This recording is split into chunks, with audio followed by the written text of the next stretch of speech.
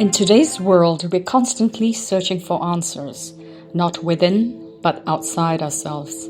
We scroll endlessly, hoping to find the next big insight, the next fix, the next person who seems wiser, calmer, more confident than we are.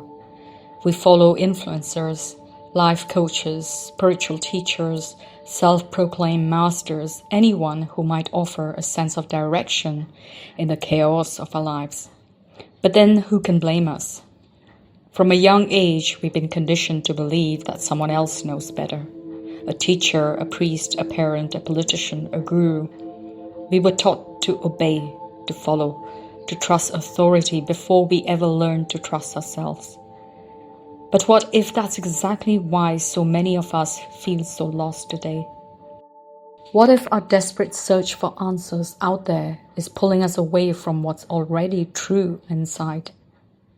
We've been handed religions, systems, leaders, and beliefs, all pointing us to truths supposedly found in someone wiser, older, or more enlightened than we are.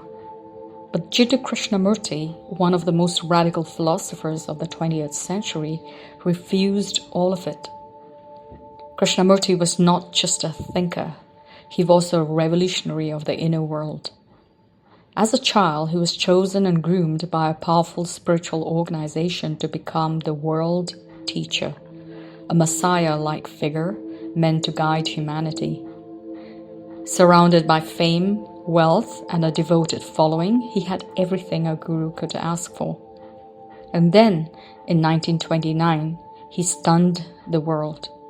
Standing before thousands, he dissolved the organization built around him. He walked away from it all, the power, the spotlight, the identity, and said, "I do not want followers.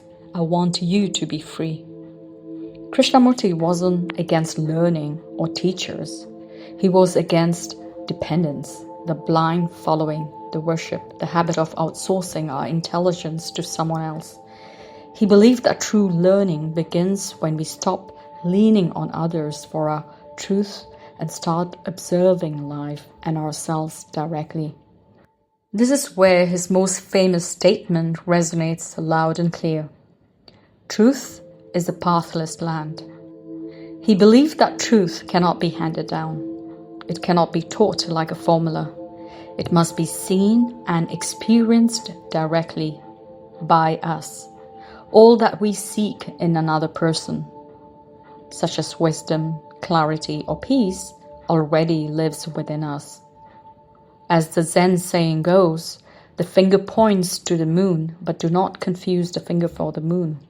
The teacher is only a pointer. The moon is within us. That's why he had said, "In oneself lies the whole world, and if you know how to look and learn, the door is there, and the key is in your hand. Nobody on earth can give you either the key or the door to open, except yourself." Krishnamurti's message wasn't about rebellion. It was about clarity. He didn't offer a method or a 10-step plan to enlightenment. He offered something far more powerful, a mirror. He asked us to look, to observe our thoughts without judgment, to pay attention to our conditioning, religious, political, social, and emotional, to become aware of the subtle ways fear, desire, and the need to belong, they shape our actions, and to not become cynical, but to become free. And freedom, for Krishnamurti, didn't come through belief, practice, or devotion. It came through attention, awareness, through direct, honest seeing. He didn't give us answers. He gave us space to discover our own. Even today in 2025, in an age where spiritual branding, influencer culture, and quick fix transformation programs flood our screens, Krishnamurti's voice stands apart. It whispers, quietly but firmly, "Don't follow me. Don't follow anyone. Just look within."